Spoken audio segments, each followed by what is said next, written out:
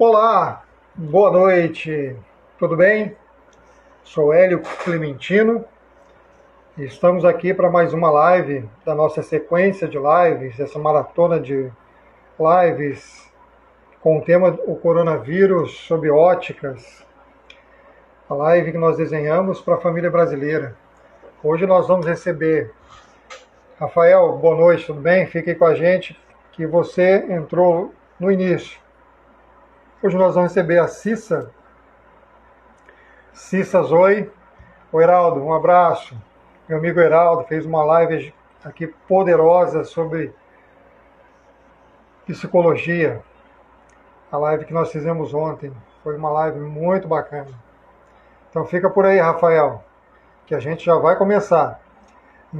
Nós estamos então, daqui a pouco, tendo a Cissa Zoe, que é uma amiga, uma pessoa fantástica, e nós vamos abordar o assunto da educação digital nesse momento que nós estamos passando, neste evento de reclusão, nesse evento de quarentena, nesse evento de coronavírus. E a Cissa é uma pessoa,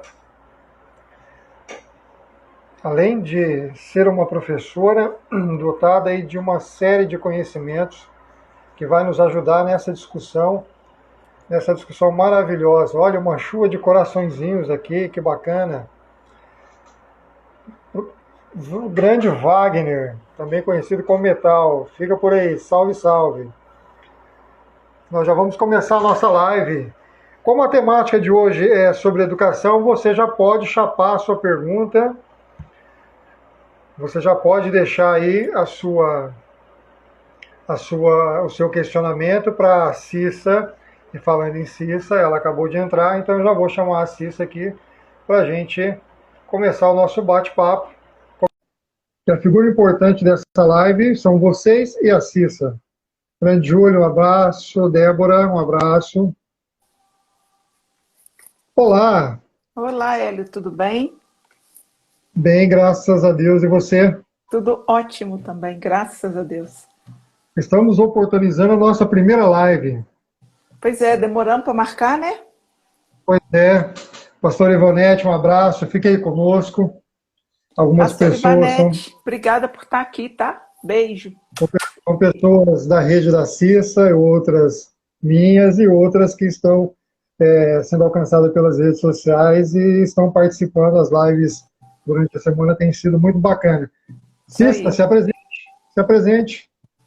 Então eu sou a Cissa, eu sou a esposa do Alberto, eu sou a mãe da Ana, eu sou a tia Cissa para os meus alunos de 6º e 7º ano.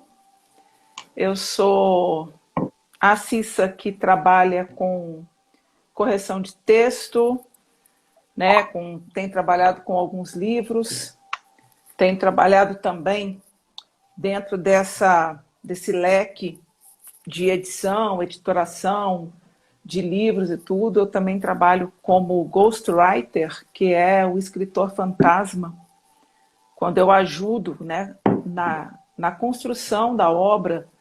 Eu tenho dado preferência para trabalhar só agora com desenvolvimento pessoal, com livros de desenvolvimento pessoal, porque eu cresço junto com a produção desses livros, né? Então, para mim é muito vantajoso. O último livro que eu trabalhei, que eu fiz a revisão de texto, foi do Vitor, que daqui a pouco deve estar sendo publicado, né? Um livro maravilhoso, Hélio, maravilhoso, falando sobre a necessidade da gente estar conectado com o agora, né? O que te tira tanto da depressão quanto da ansiedade. Então, esse livro é muito bacana. Eu também estou trabalhando com desenvolvimento pessoal. Comecei trabalhando, né? Trabalho com a equipe do Felipe Fernandes. Estou crescendo junto com ele. Tenho um grupo de mentoria de mulheres. Lá na bio do meu Instagram tem um link para o grupo do WhatsApp. A gente vai fazer uma reunião quarta-feira, agora dia 8, 3 horas da tarde. Vamos falar sobre medo nessa reunião. Conversei sobre medo com o Arley ontem, né? E eu acho importante continuar falando sobre isso. Estamos num tempo em que o medo tem rondado as pessoas de forma muito intensa, né? Para tudo quanto Também, é lado, as pessoas. também será o tema da nossa live da quarta-feira, com o Marcos. O Marcos é uma pessoa muito especial, né? Eu tenho certeza que essa live de vocês vai arrebentar e eu vou falar com ele domingo sobre liberdade. Entendeu? Show. E estou aqui para falar com você. Estou tendo uma experiência nova, né? Por isso que eu quis falar sobre educação digital, porque a escola que eu trabalho nós não paramos nem um dia, tá? Nós estamos dando aula online e tá assim, a presença, pelo menos eu posso falar das turmas que eu dou aula, né? Principalmente os menores de sexto e sétimo ano, eles estão presentes em todas as aulas, é uma presença maciça. E a gente está aprendendo nós tivemos que...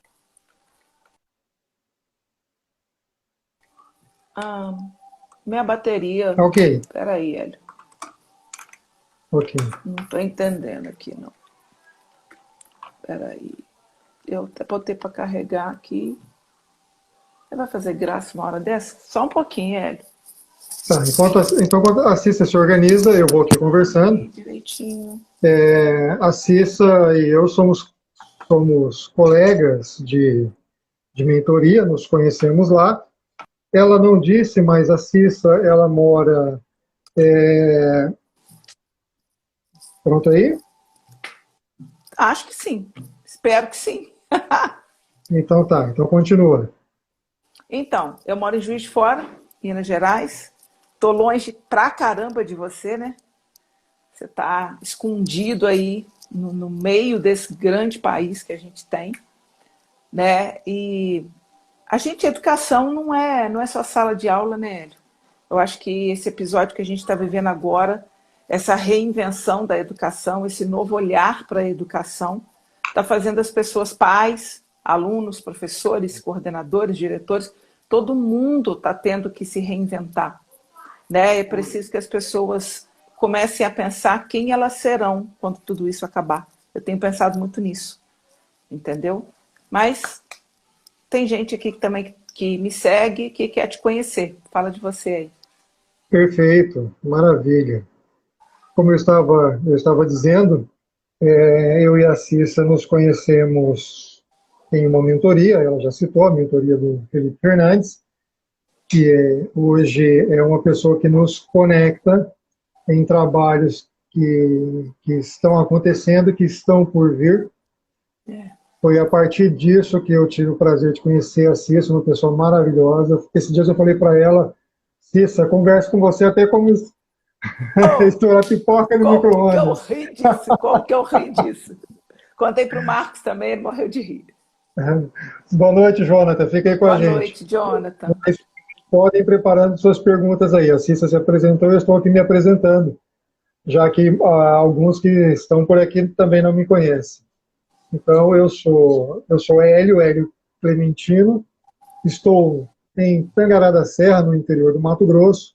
Eu sou o cara do interior. Minha mãe nasceu no interior da Bahia, em Vitória da Conquista. Meu pai nasceu no interior da Paraíba, em Princesa Isabel, né, com muitos parentes em Pernambuco. Eu nasci em Três Lagoas, Mato Grosso do Sul, interior do Mato Grosso do Sul. Passei 28 anos da minha vida em Ilha Solteira, interior de São Paulo. E agora eu estou aqui em Tangará da Serra, no interior do Mato Grosso. Não tenho nada contra ser interior ou capital, porque eu já morei também na capital. E você está numa cidade onde eu tenho parentes, inclusive, a gente já conversou sobre isso. Que é interior também, né? E aqui interior também. É interior. Bacana. Interessante é assim, nos enunciados que eu venho fazendo para a chamada das lives, eu estou sempre enfatizando que nós somos pessoas comuns, como eu e você. Olha aqui, a Renata cresceu em Castilho, cidade vizinha da minha, que show. E você está onde agora, Renata? Fala aí. Então, nós estamos nessa jornada. Eu também tenho a minha experiência em sala de aula, mas a minha experiência em sala de aula é, por falar aí em Marcos, eis que surge o Marcos, eis que surge o cidadão. Estudou em Três Lagoas, olha. Cidadão americano, não esquece cidadão disso. Americano. Cidadão Isso. americano. Profetizar na vida dele. Sempre.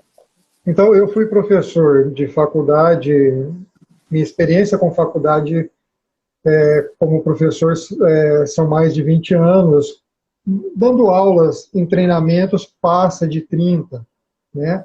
E eu costumo dizer que eu não tenho culpa se eu sou jovem há mais tempo que o Marcos, por exemplo. Ele fica me chamando de senhor toda vez que ele fala comigo e eu sempre vou corrigir ele. Ah, Renata, você mora em Florianópolis, que bacana. Olha só, da minha região ali, Castilho e Três Lagoas, que chique. E então, nesse formato dessa maratona de lives, que assim eu estou nominando, só para dar o efeito de que nós estamos fazendo a ideia, melhor dizendo, que estamos fazendo muitas lives, colocando o coronavírus sob óticas, e cada dia tem um olhar diferente de pessoas comuns, que não são ícones, não são pessoas da mídia, né? Aí da internet, a gente aqui não está preocupado se tem um, dois, três. Não A mesmo. Geisa, a Geisa entrou aqui agora. Geisa vai falar com a gente no domingo, né, Geisa? Vai ser uma conversa muito bacana também.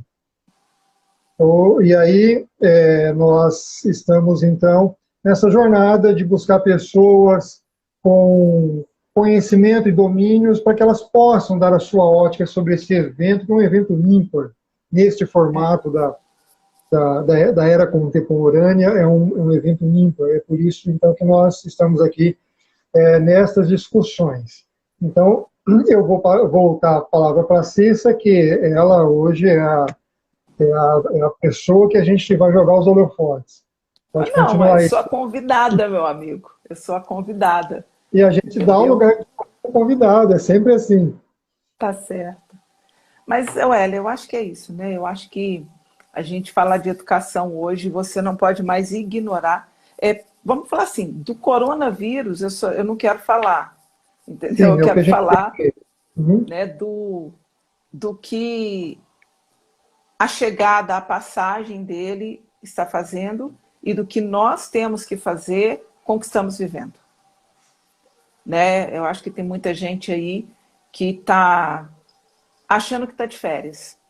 Inclusive, uhum. na rede que eu trabalho, nós lançamos uma hashtag no Instagram falando não tô de férias, conexão. Entendeu? Porque em momento algum, aliás, ao contrário, eu nunca trabalhei tanto como eu estou trabalhando agora. Tá? Eu tive que escalonar horários, especificar horários para eu dar conta de tudo que eu estou fazendo. Eu falei que eu estou doida para voltar da aula presencial, porque está me dando muito mais trabalho as aulas online do que as aulas presenciais. Então, é óbvio que a gente precisa entender que quando tudo isso terminar, não seremos os mesmos. Já não somos, o mundo já não é mais. Tem uma coisa que tem assim, queimado no meu coração. Eu perguntei para o meu marido ontem ou hoje de manhã, falei, quando tudo isso voltar? Eu pergunto para você, Hélio, pergunto para o pessoal que está aqui. Quando tudo isso voltar, se amanhã o governo falar, acabou, vamos voltar a trabalhar, vida normal. Aí eu te pergunto, você vai continuar abraçando as pessoas, Hélio? Porque o governo falou que tudo isso acabou. Você vai sair na rua, vai abraçar todo mundo, vai abraçar todo mundo na igreja. Como é que você vai fazer? Vou dizer para você assim: eu não deixei de abraçar e pegar na mão de ninguém. Estou sendo franco e sincero com você. Fui visitar um pessoal esses dias, e aí a menina, e aí, você está cumprimentando? Falei, do mesmo jeito que estava antes. Peguei, dei um abraço, dei um beijo no rosto, do mesmo jeito. Não, sem restrição nenhuma, sem neurose alguma.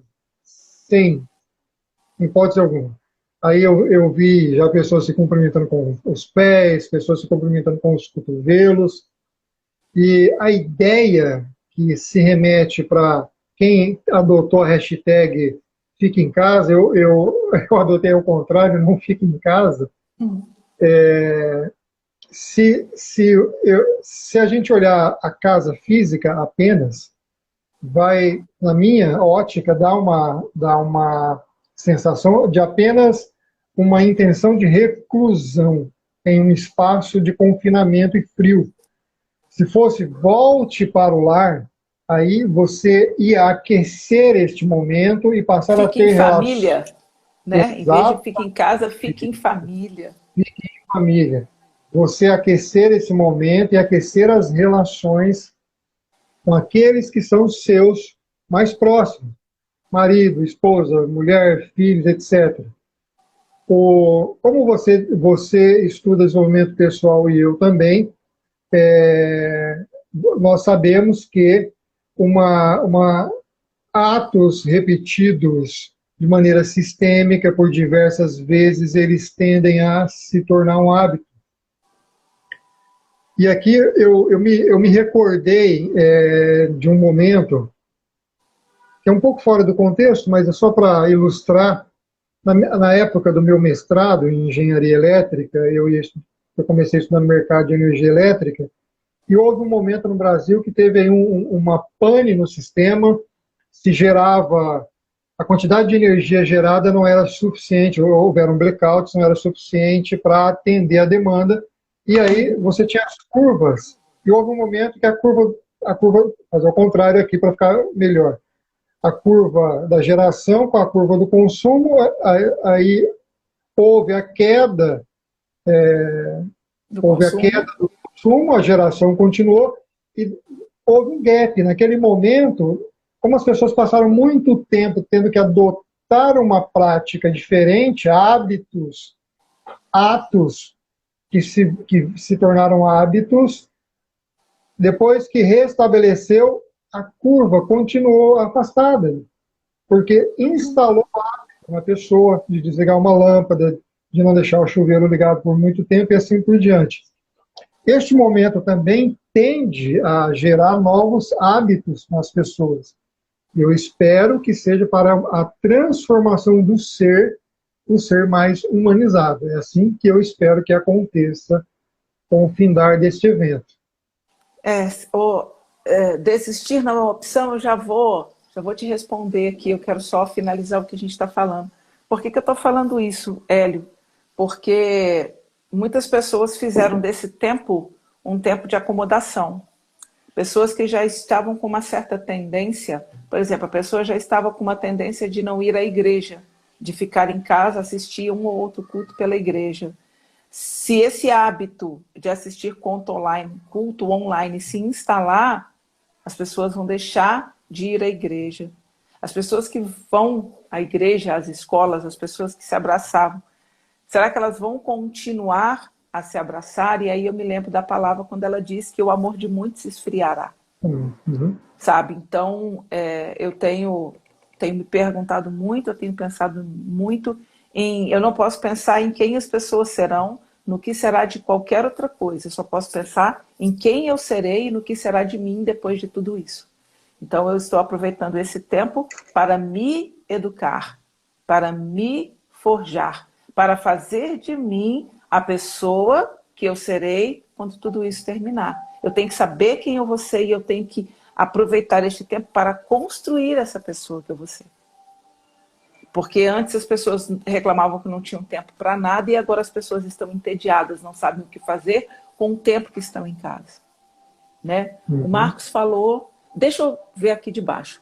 Você acha que após tudo isso passar, as aulas online irão aumentar? Pode virar uma tendência? Na verdade, já é uma tendência, só que ela nunca esteve tão evidente como agora. Então, sem dúvida alguma, eu falei que as pessoas que são da área, eu tenho uma amiga, por exemplo, que ela tem um curso de aulas particulares de química, física, essas matérias, né, que existe uma demanda maior de aulas particulares sobre elas. Eu ainda não tive a oportunidade de conversar com ela nesse tempo agora, mas eu quero abrir os olhos dela para isso. As pessoas vão parar de pagar aluguel de prédios, vão parar de pagar conta de luz, de água, de telefone, de parar de pagar uma secretária e elas vão poder trabalhar de dentro das suas casas. Agora, é verdade que para um novo perfil de aula exige-se um novo perfil de professor. Não adianta a pessoa querer se tornar alguma coisa e não se preparar para isso. Eu digo, por exemplo, que às vezes a pessoa é um empregado, sempre quis ter um negócio próprio. Aí, ou é demitido, aí quando vem a indenização, fala, vou abrir meu próprio negócio.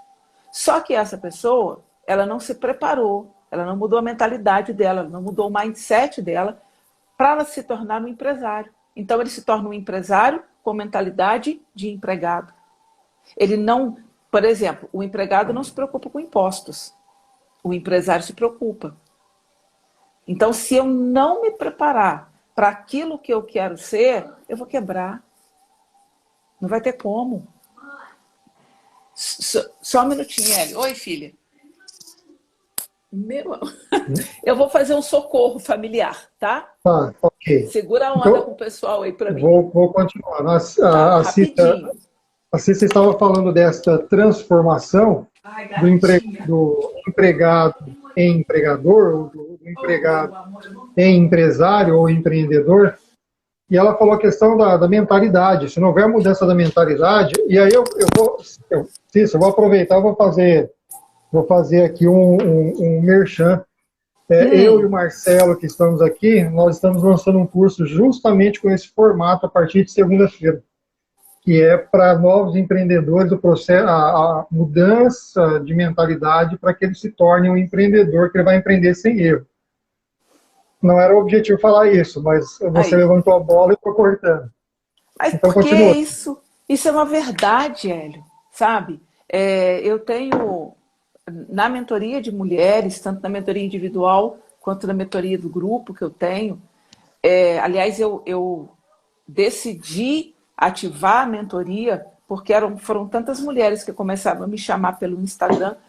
Hoje teve a terceira aula da Semana do Transbordo do Felipe, e hoje mesmo, já porque tem um testemunho meu nessa aula, né? E as pessoas já vieram me falar a respeito disso, e eu pergunto, né, mulheres que vêm querendo um novo casamento. Aí eu falo, você está preparada para ser uma nova esposa? Porque o novo casamento exige uma nova esposa. Não adianta eu querer ter um novo casamento sendo a esposa que eu sou hoje. Um novo vinho não pode ser colocado no odre No velho. odre velho, exatamente. Entendeu? Um dia, meu marido me perguntou, falou assim, amor, por que você está tão doce, tão feminina, tão X, tão Y, tão Z? Eu falei, olha só, presta atenção. Eu falei, imagina que você é um baú. Eu falei, antes eu tirava desse baú a sua pior versão. E para essa pior versão, eu alimentava essa pior versão com um tipo de pensamento, de comportamento, de sentimento. Só que hoje eu tiro de dentro desse baú a melhor versão. Eu não posso alimentá-lo com a mesma coisa que eu alimentava antes. Não tem jeito. Sabe? Então, Correto?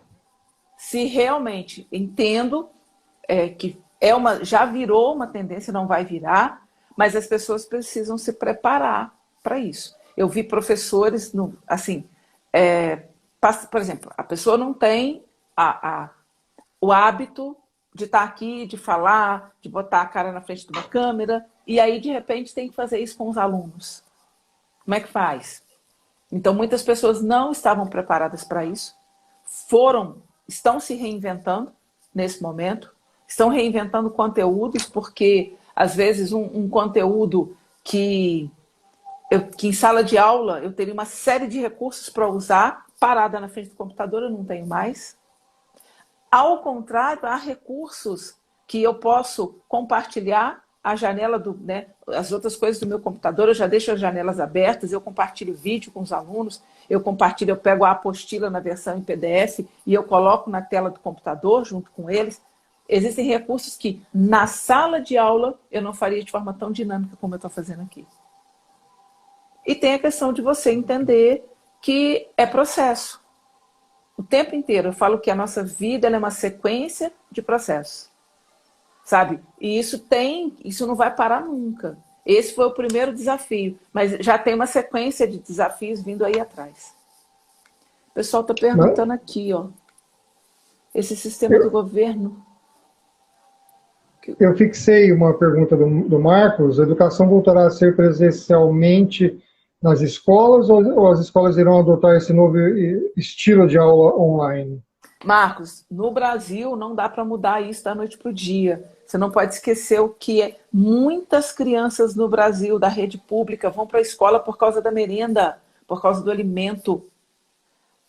A rede pública brasileira, ela não tem acesso à internet. Não tem como o Brasil virar né, um educador online, não existe um sistema de educação online no Brasil, porque a gente ainda tem muitas áreas no Brasil que não têm acesso à internet.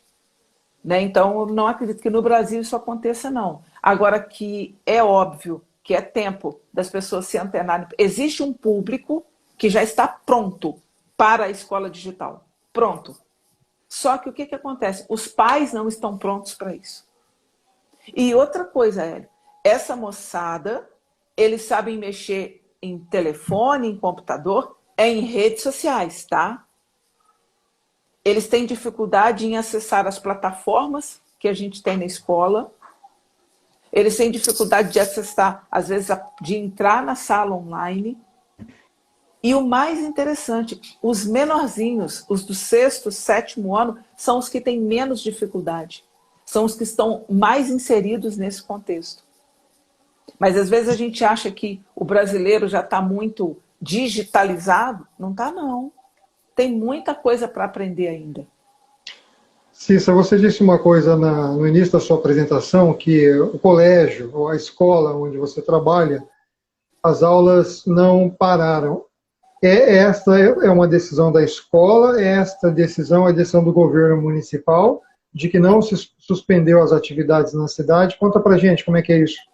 Então, a escola se manteve, a gente vai caminhando na expectativa daquilo que o governo vai fazer.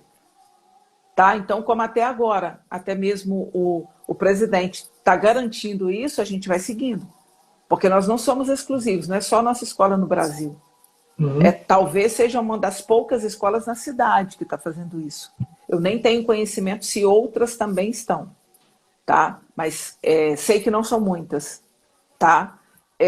Mas isso estou falando em nível de Juiz de Fora, existe Minas, existe o Brasil inteiro. Então, a gente tem que acompanhar as decisões do governo, porque existe uma Secretaria de Educação, tanto municipal quanto estadual, que ela gerencia e não dá para a gente ignorar aquilo que ela estabelece, entendeu? Compreendi. Uma frase de um bilionário que disse assim: quem não tivesse negócio digitalizado nos próximos 20, 30 anos, já era empresa. É isso aí. É isso aí, não tem... Eu não sei se isso é positivo ou negativo, ainda não entendi como é. Eu hoje, particular... Quem disse essa frase? Eu estou procurando aqui. O Jonathan. Jonathan. Tá no finalzinho. Acho que foi o último comentário. Para mim ainda não está... Para mim, eu fixei a pergunta dele, e aí eu não estou vendo essa última... Eu estou lendo a que você fixou. Esse sistema do governo instalou nas escolas. Você já termina o ensino médio com a mentalidade de trabalhar. Nossa, como que a gente discute isso? Sabe? E assim, é ruim porque eu, em sala de aula, embora eu tenha que reconhecer, a rede de ensino conexão onde eu trabalho é definitivamente uma rede visionária. Só o fato da gente ter esse programa de liderança, que é o Líder em Mim. O Líder em Mim, ele veio da fundação do Stephen Covey nos Estados Unidos, o autor do livro Os 7 Hábitos das Pessoas Altamente Eficazes. Existe um treinamento dos 7 hábitos, esse treinamento estava sendo dado nos Estados Unidos, e uma diretora de escola fez o treinamento e perguntou: por que você não faz um programa desse para escolas? E foi onde ele, pegou esse insight e fez esse programa. Então, uma vez por semana, a gente está lá, pingando o autoconhecimento na mente dos meninos. E isso vai desde o Fundi 1 até o ensino médio. Todas as turmas da escola, eles vão ter o Líder em Mim durante toda a trajetória dele. A escola também oferece aulas de empreendedorismo a partir do 9º ano. Então, o 9º ano e o ensino médio tem empreendedorismo. Então, assim, eu me sinto muito privilegiada porque eu trabalho numa rede que, em termos de educação, para mim é uma rede visionária. Tá? Ela tem convênios com a Fundação Thomas Jefferson de Brasília. Nós temos o ensino no ensino fundamental, a escola é bilíngue e ela já está começando a alcançar o Fundamental 2, então os meninos têm aula de inglês todos os dias. E às vezes são conteúdos das disciplinas dadas em sala de aula em português são dadas novamente para eles em inglês. Então, eu me sinto muito privilegiada. O meu público é um público maravilhoso. Ensinar, para mim, não é problema. Mas não é a realidade da maioria dos professores no Brasil. Essa questão de violência em escolas, de desvalorização do professor, tudo isso, eu não vivo isso da mesma forma que eles, entendeu? Quanto mais novos, mais dentro da digitalização. Isso é uma ideia que no futuro vai haver a transição desse público. Vocês acreditam nisso? O meu medo, Marcos, é que quanto mais cedo são crianças digitais, menos experiências naturais e necessárias eles terão. O meu receio de quanto mais novos, mais digitalizados eles estão, é isso. Eles também estão perdendo muitas coisas. Oi, Nandinha. Tudo bem, amor? A Nanda é minha enteada, tá aqui. Segunda live minha que ela entra. A Nanda é dentista, tá? Uma apaixonada por cavalos. Apaixonada. E por pudim. Oi? Por pudim. Por pudim? Como assim? Uma foto sua que estava no consultório dela, ela estava comendo pudim, sorvete. Não. Aquilo foi pudim da Herbalife, minha filha. A Nanda é fit. A Nanda não tem isso, não. Tá ótimo. O que tem mais de pergunta aqui? Então vamos lá, Cissa. Vou espremer você, Cissa. Pode espremer, estou aqui para isso. Espero quando você passa a cana pela terceira vez, sai o melhor caldo. Ah, é? Ouvi Então dizer essa história. Então, vamos lá, vamos espremer. Então vamos passar na quarta. Então vamos lá. Nós temos aqui, né, nesse bate-papo, dois professores, né? A Cissa, com as experiências, ela até que série que você dá aula, Cissa? O Hélio, até 2018, eu dava aula para o ensino médio. Trabalhei muitos anos com o ensino médio. No ano passado, a escola, quando abriu a unidade onde eu trabalho hoje, aí a equipe de lá foi uma equipe escolhida a dedo. Aí a coordenadora da época, ela disse para mim, falou assim, olha, Cissa, eu quero você na minha equipe, coloquei você para dar o português do 6º ao 9º. Você aceita o desafio? Ela usou a palavra que ela não podia ter usado, né? Desafio. Pergunta para mim, se aceita desafio, não precisa perguntar.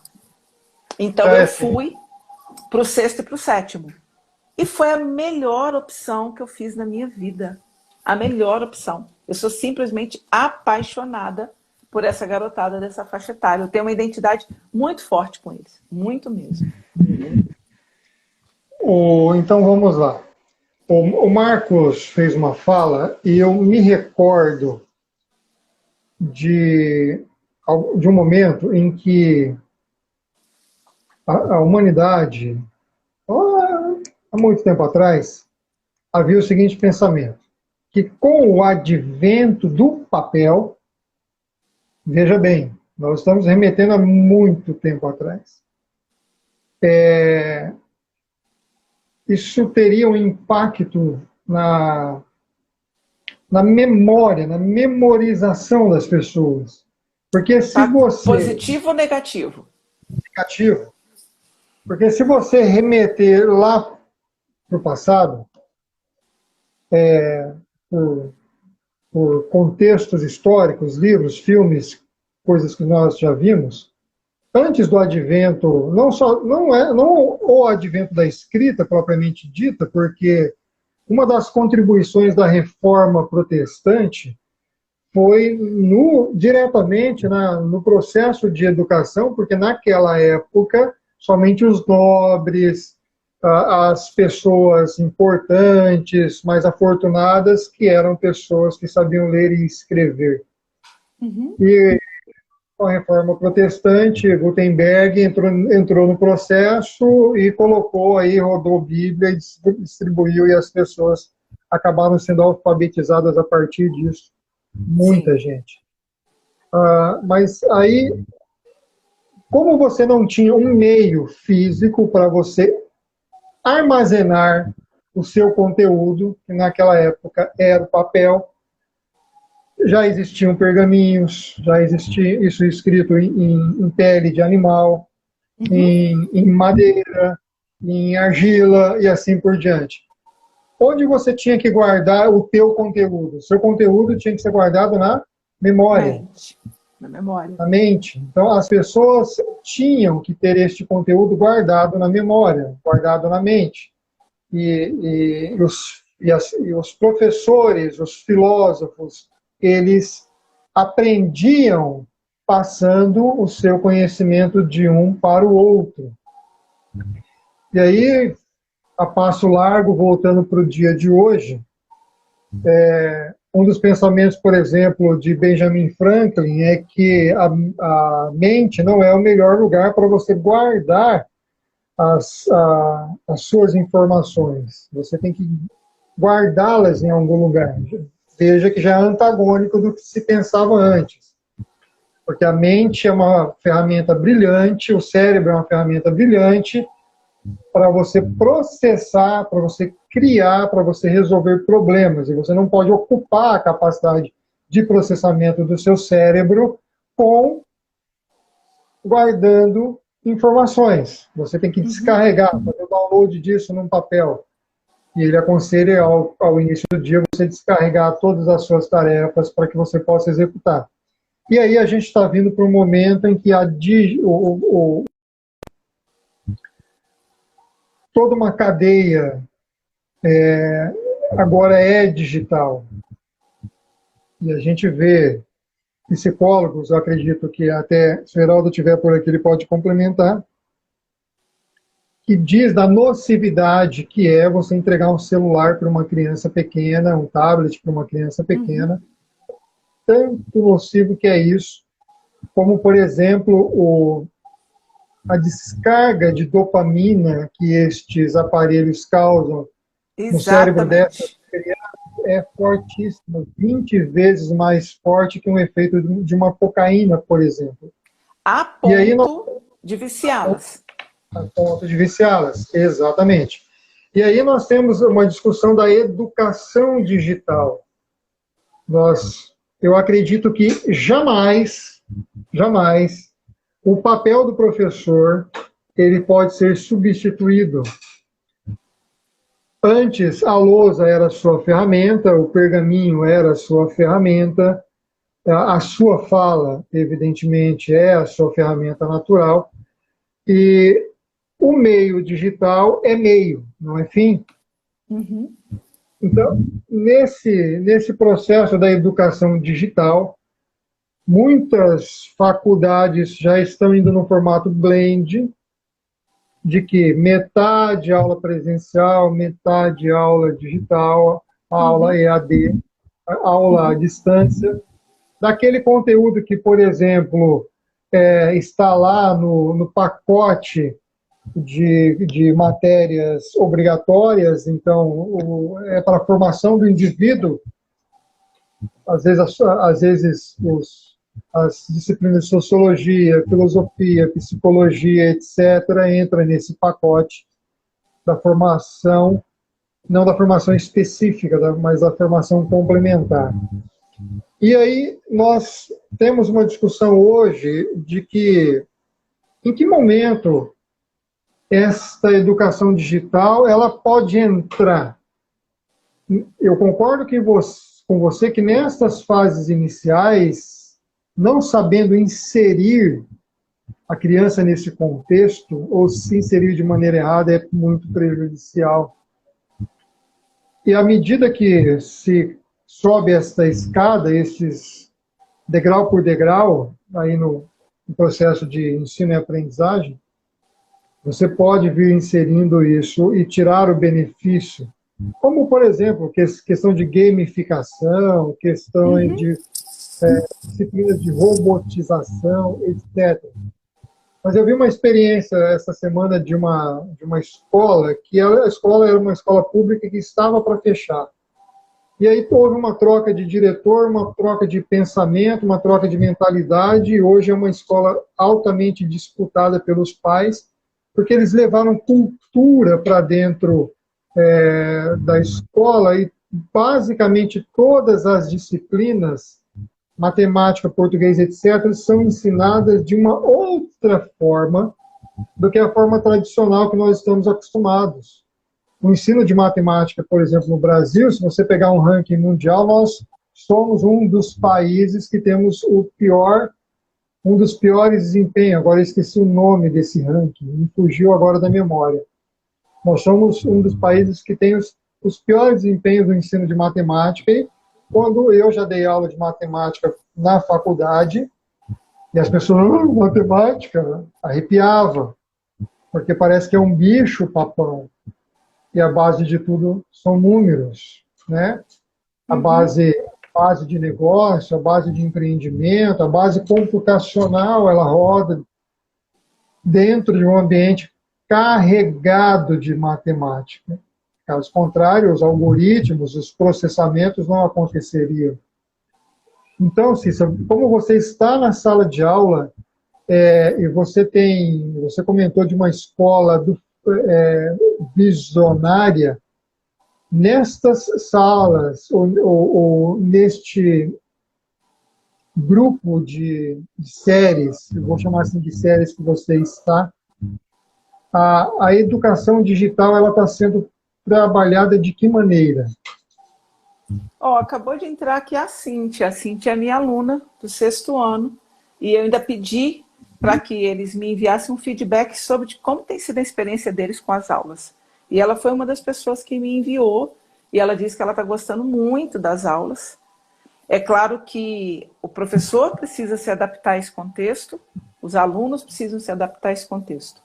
Mas eu falo que não só na educação digital, mas principalmente na educação digital, há duas coisas que precisam ser desenvolvidas no aluno: protagonismo e intenção.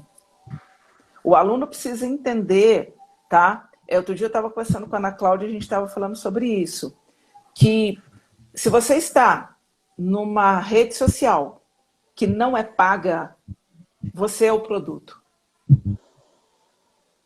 Sim. Tá? Então, é preciso que as pessoas deixem de ser consumidoras digitais e se tornem em construtoras de conteúdos digitais.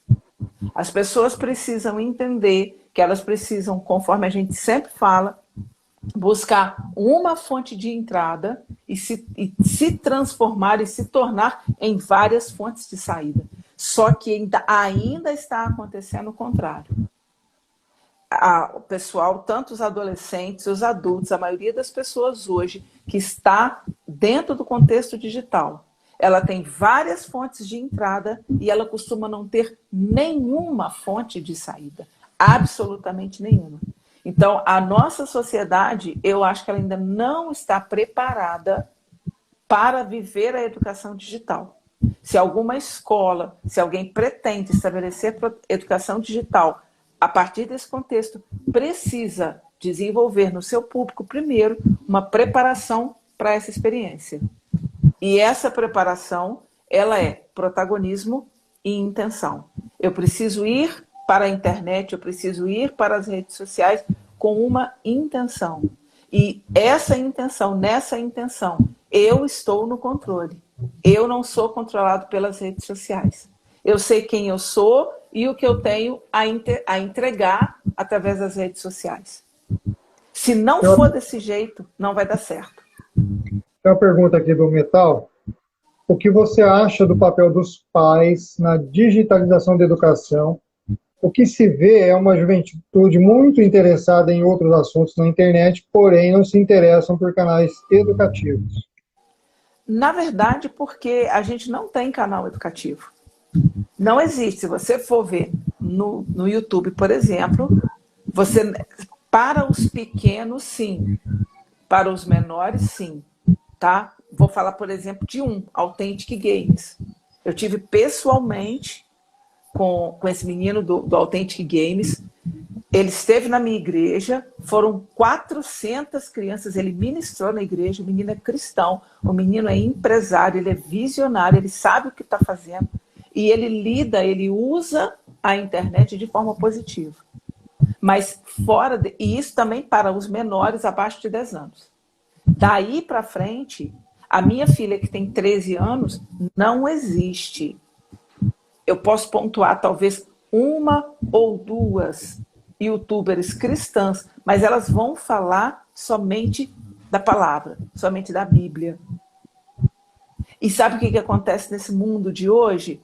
As pessoas, elas não querem ouvir mais falar de Bíblia quando elas não veem a Bíblia na vida das pessoas. Nós estamos num contexto em que as pessoas, elas querem primeiro ver o resultado para depois te ouvir. E pela internet eu não vejo o resultado de ninguém.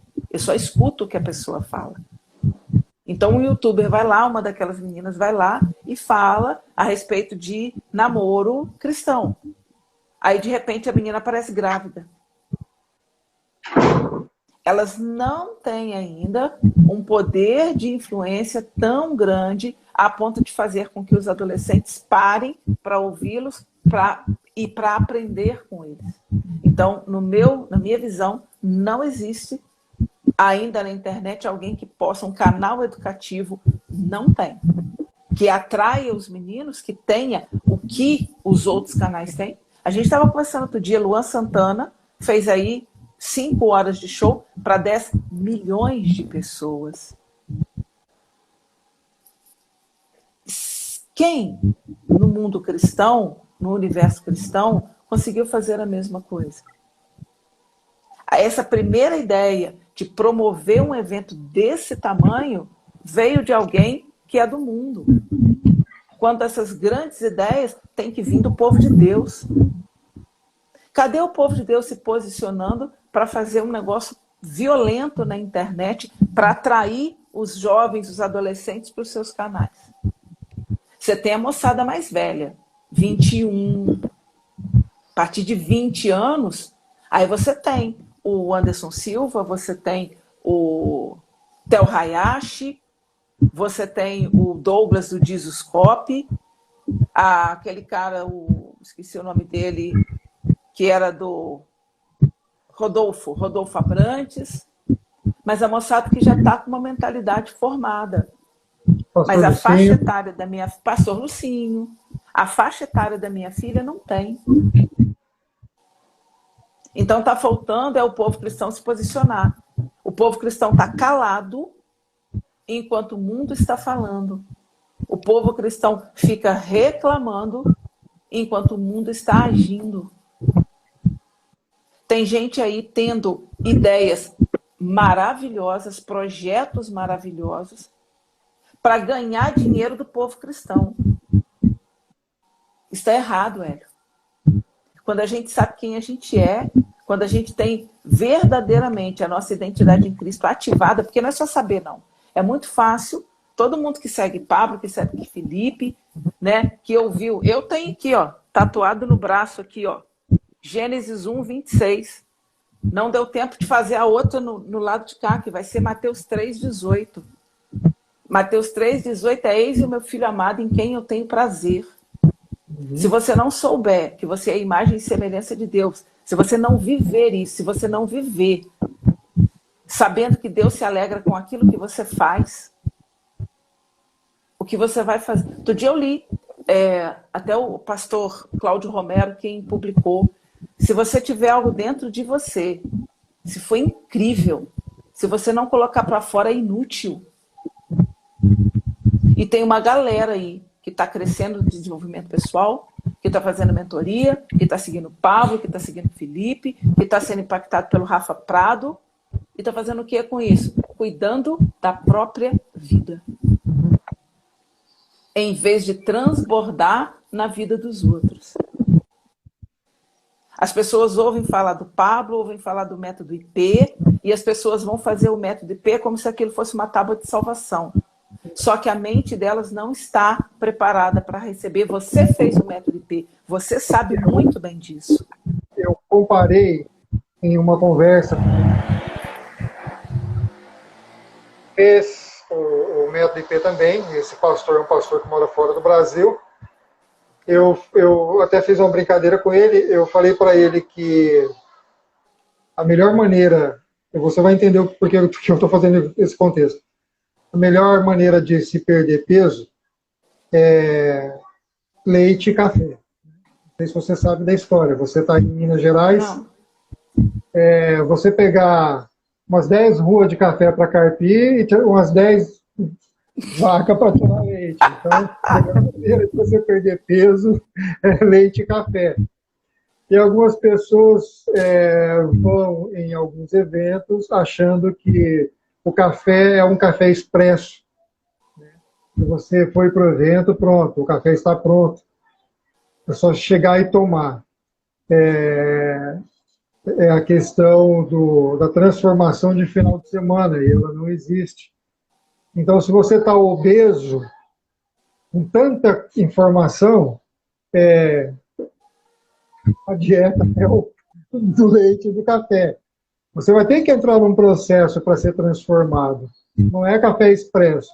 Botar o dedinho na máquina, o café está pronto e você foi transformado. Como aquela água e aquele grão de café foi transformado naquele momento. Não é assim que vai acontecer. Então, muita gente... talvez isso seja até um reflexo de uma geração.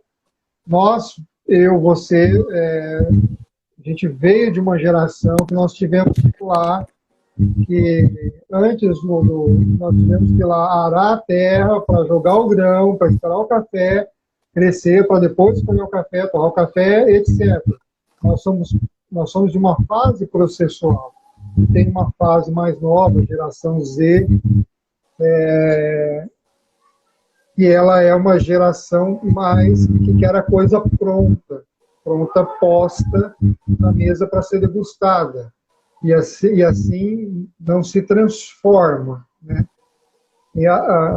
Em sala de aula, eu percebi já essa mudança de mentalidade dos alunos que estavam na faculdade, querendo a coisa pronta e posta. Minha época de faculdade, nunca houve questionamento de uma fala de um professor, de ir ao coordenador, ao diretor da faculdade, fazer uma reclamação, porque o professor deu uma prova difícil, ou coisa do tipo. Nunca mesmo, nunca. Era aquilo, pronto, acabou. Professor, eu fiquei doente, minha unha encravou, meu dente doeu, eu não pude vir, etc. É uma geração do mimimi. Né? Então, a herança de uma educação digital mal posta tem gerado ou vai gerar, ou estamos colhendo, até por efeito do ensino ciclado, uma geração uma geração que quer leite, que não quer uma carne dura para mastigar. Então, Cissa, a gente está indo assim para uns 7, 8 minutos para acabar a live. Eu vou voltar para lá para uns 7, 8 minutos, mais ou menos. Tá. Você me espremeu quantas vezes aí hoje? Já me espremeu as 3 vezes? Não, ainda não. Você tem muito caldo para dar ainda. Então, vamos lá. Deixa eu falar uma coisa. Quando você falou de café expresso, eu me lembrei de 2 coisas. Uma é o seguinte, quando a gente tem água e precisa de vinho, Deus faz milagre. Mas quando a gente tem uva e precisa de vinho, Deus traz processo. Sim. E a maioria de nós, tem uva. Só que a gente não quer processo. As pessoas não gostam. As pessoas vão para a igreja para fazer campanha, para não ter que passar pelo processo. Para não ter que ir ali todo dia. Ou é o meu áudio que está vibrando? Deve ser, porque aqui está ok. Você está ouvindo, por acaso, um ruído? Então, deve ser só o meu fone. Tá, tudo certo. Tá? Então, as pessoas não gostam de ser prensadas, espremidas. E no Café Expresso, uma vez eu fui a uma loja e tinha uma máquina de café escrito Expresso com 2 S's. Eu falei, moça, está escrito errado aí na máquina, você já viu? Aí ela falou, não, quando o rapaz veio trazer o café, eu também falei isso com ele me disse que não. E aí eu fui, como professora de português, eu tinha que fuçar sobre isso. O expresso com X é o café rápido. Só que o expresso com 2 S o processo que o café passa, ele não é moído, ele é espremido. Então a galera do café expresso com X, que está querendo rapidez no café, me dá um café expresso aí que você apertou, botou na máquina e saiu, é uma. Mas existe a galera que já entendeu que o café tem que ser expresso com 2 S. Você tem que ser moído, cara. Você tem que passar pelo processo. Sabe por quê, Hélio? Eu digo que todo mundo já nasce pronto. Só que a vida, a história, a educação, os professores, os namoros errados, as opções erradas, vão colocando sobre nós aquilo que nós não somos. É só no processo que você vai perdendo isso que não te pertence. Fora do processo, você não se livra disso. Não tem jeito. E esse peso que é colocado sobre nós não nos permite que nós corramos a corrida olhando para o alvo. A gente olha para o peso. Ah, eu sei que Deus falou para eu fazer isso. Mas eu sou assim. Mas tem meu pai, mas tem meu marido, mas tem o dinheiro, mas tem a falta do dinheiro, mas tem a conta para pagar, mas tem o não sei o quê. E a gente fica olhando para o que a gente carrega, para os problemas, para os traumas, em vez de olhar para o alvo. A gente olha para o problema em vez de olhar para a solução. A gente precisa de ajustar a lente dos óculos. Saber para onde a gente está olhando, saber em que a gente está pautando a nossa vida, Hélio. Educação, para mim, é isso. Sabe, educação é você ser a pessoa que a sua vida vai ensinar aos seus alunos. Quem você é vai ensinar aos seus alunos. Um dia uma menina virou para mim e falou, professora, você fala umas coisas que mexem tanto com a gente. Aí eu pensei comigo, é isso que eu quero. Estou no caminho certo, é isso aí. Porque os alunos não podem sair de sala de aula da mesma forma que eles entraram. Não podem. E a grande maioria na escola hoje o que acontece é isso. O professor entra em sala, o menino nem percebe. Vai bater no sino, o menino fala, professor, a aula acabou. Vai embora. Muda o professor, mas não muda o aluno. Mas não muda o aprendizado. E eu acho que esse público, se esse público vier para a escola digital, para o ensino digital, esse público vai passar aperto. Porque quando tem o professor lá, tem um aluno, outro dia eu confrontei um aluno, no outro dia ele chegou para mim, foi lá na minha mesa e falou, professora, ainda está longe? Eu confrontei o menino na véspera. No dia seguinte ele chegou para mim, professora, ainda está longe, vai ser em maio, mas eu já queria te convidar para o meu aniversário.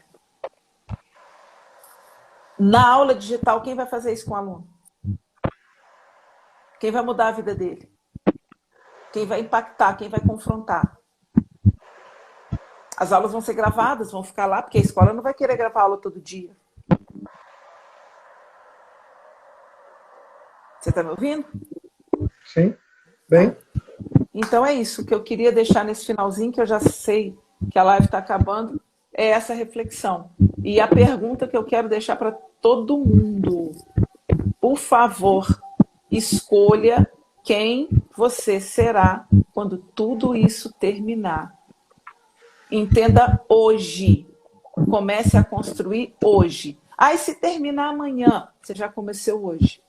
E se terminar daqui a mais 40 dias? A gente não sabe o que vai acontecer e aí você também não vai fazer nada? Não fazer uma escolha já é uma escolha, né, Hélio? Com certeza. Não fazer uma escolha já é uma escolha. Esse recado da Cissa é um recado muito importante. Porque se você começar hoje e o processo acabar amanhã, você está um dia à frente de quem não começou. Exatamente. Se você começar daqui 40 dias, você está 40 dias à frente de quem não começou. O Instagram me avisa que faltam 20 segundos para terminar a live. Então, ó. Isso, eu quero agradecer você de coração. Show de bola. Muito obrigado. Obrigada, Hélio. Obrigada, beijo para todo mundo que esteve aqui. Maravilha. A live vai ficar gravada aqui no Instagram por 24 horas e no canal do YouTube, canal a partir de amanhã. Um abraço, beijo.